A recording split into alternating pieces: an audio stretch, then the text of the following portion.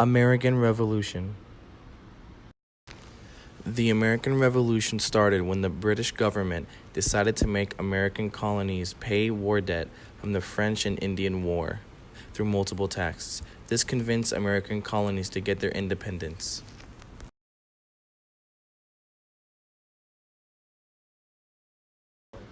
The Stamp Act. This law enforced all American colonies to pay a tax to Great Britain on the printed materials such as newspapers, playing cards, and magazines. All printed materials were obligated to have a stamp on them to show that the tax has been paid.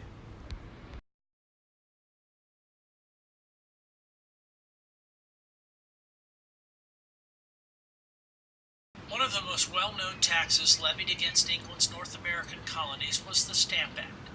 Used to raise funds needed to pay the enormous debt incurred during the French and Indian War and to fund garrisons of British troops remaining in the colonies in Canada, the act required the paper and parchment for all legal documents, newspapers, journals, in fact almost every form of paper used in the colonies, to be imported from London where an existing tax was already in place.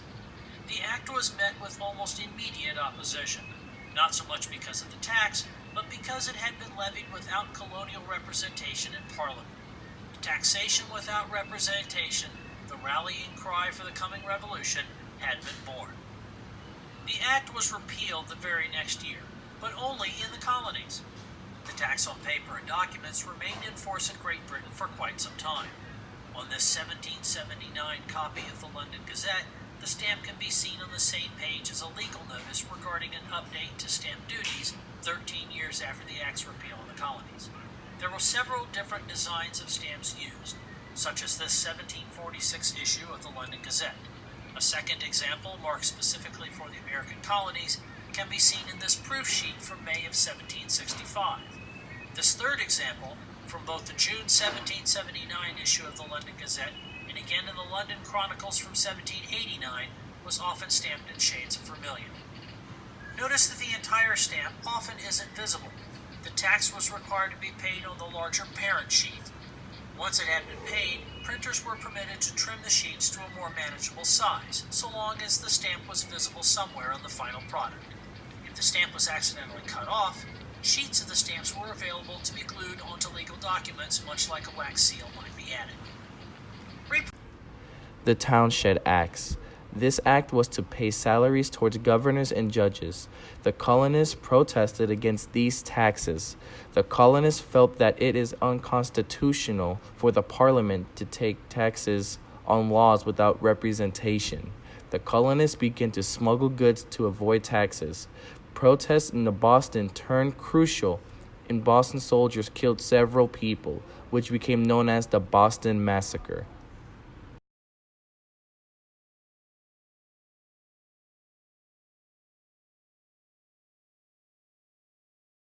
Here are 5 things that you need to know. Before the Townshend Acts, the British passed a hated piece of legislation called the Stamp Act, which taxed anything made of paper in the 13 colonies. We're talking contracts, bills, deeds, newspapers, magazines, pamphlets, even plain books.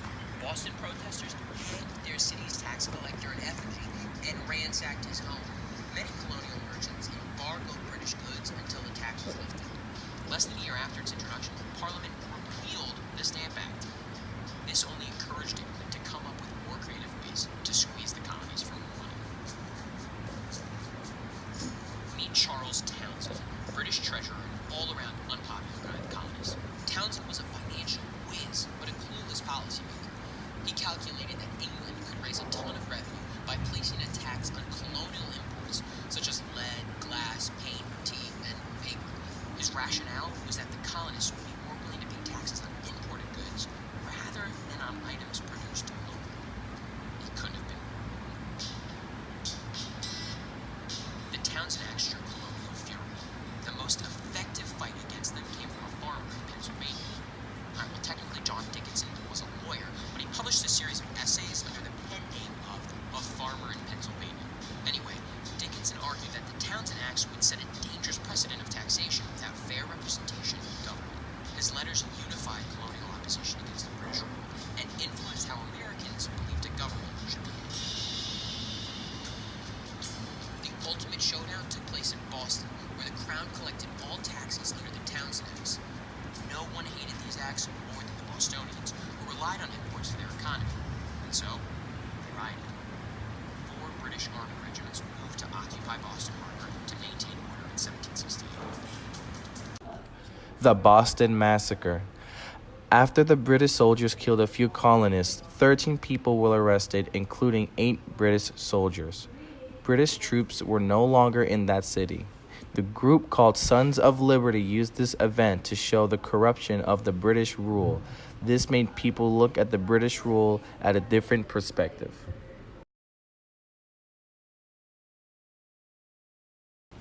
The Tea Act. This act was created by the Parliament of Great Britain to help the financially struggling British East India Company by giving them exclusive rights to sell tea to the North American colonies, which they quickly raised the prices. The American colonies considered this an abuse by Britain. In December 16, 1773, the North American colonists' resistance gathered against Britain and boarded the British tea ships. They anchored it in the Boston Harbor and dumped all their tea cargo in protest. This is called the Boston Tea Party.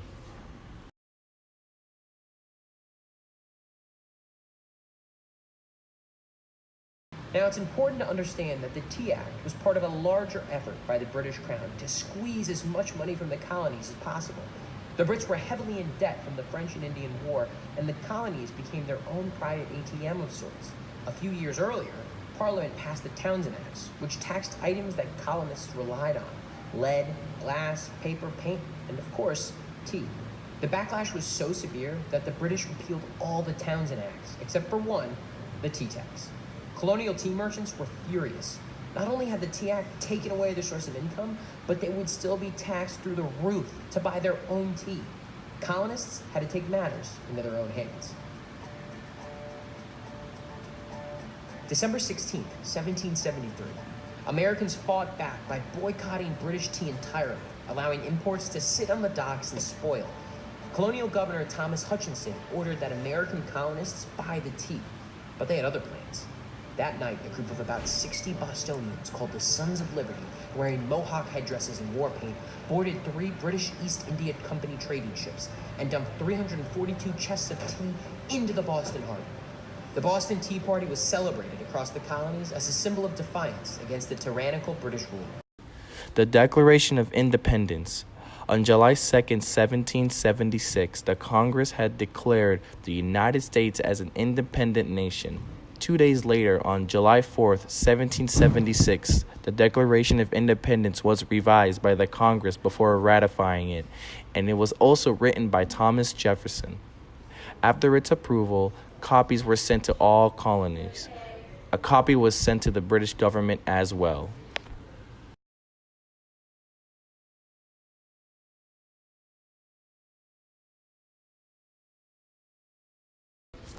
Now, how can the American Revolution be applied to a life lesson?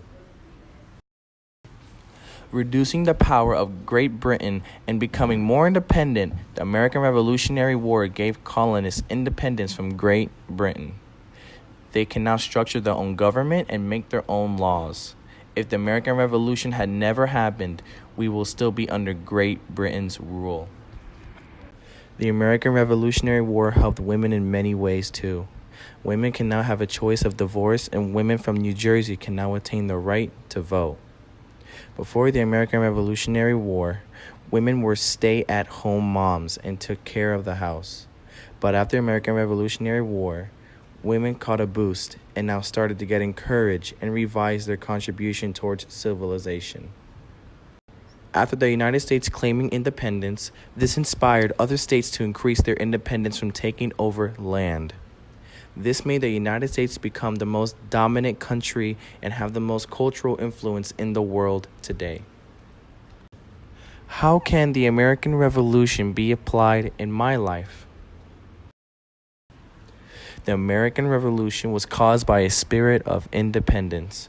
The spirit continues to this day in our country. We are a republic governed by the rule of law.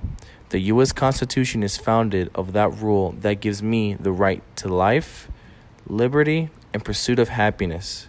We are not governed by a dictator nor a monarch. Citizens of the United States have rights. I can go to my city council and request for a change in a city policy that is disruptive to me.